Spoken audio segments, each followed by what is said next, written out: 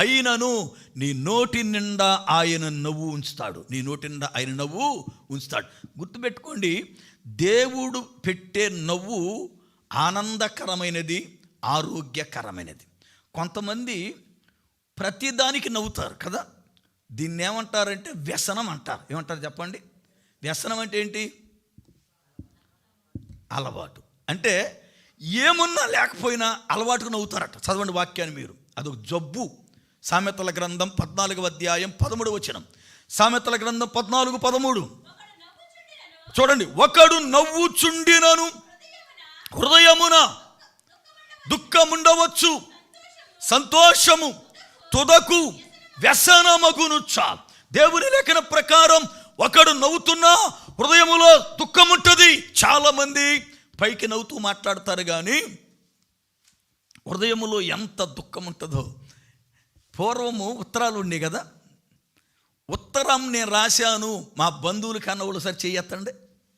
ఉత్తరాలు రాసిన వాళ్ళు రైట్.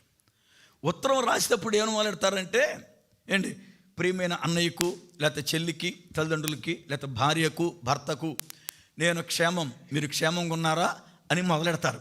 రాసినాక ఆ పేర అయిపోద్ది. రెండో పేరాలో మొదలెడతారు. పెద్దోడు ఫీజు కట్టలేదు ఇంకా, ఏంటి, మీ అమ్మకి దగ్గు తగ్గలేదు ఇంకా కదా, డబ్బులు చాలలేదు ఇంకా. ముందేమో క్షేమం, అంతా బాగున్నామని రాసి కింద సాగు కవులన్నీ రాతారు. అవునా కదా? ఇప్పుడు చాలామంది పైకి నవ్వుతూ ఉన్నా లోపల అదే పరిస్థితి. చాలామంది నలుగురిలో ఉంటే ఈ మనిషికి ఏదో ఉంది అనుకుంటారని నవ్వు రాకపోయినా ముఖం మీద బలవంతంగా నవ్వు తెచ్చుకుని నవ్వేవాళ్ళు ఉన్నారు. అవునా కదా?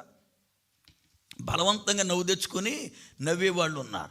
పిల్లలు చాలామంది ఏంటి, నవ్వు లేకపోయినా అంతరంగములో వేదన ఉన్నా పైకి కనబడనియకుండా నవ్వుతూ ఉంటారు. అయితే బైబిల్ అంటుంది, అలా నవ్వడం అలవాటు అయిపోద్దట. ఏమైపోద్దట? వ్యసనమైపోతుంది.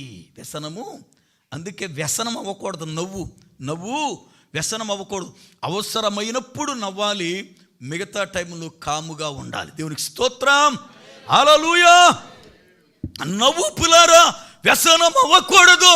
నవ్వు వ్యసనము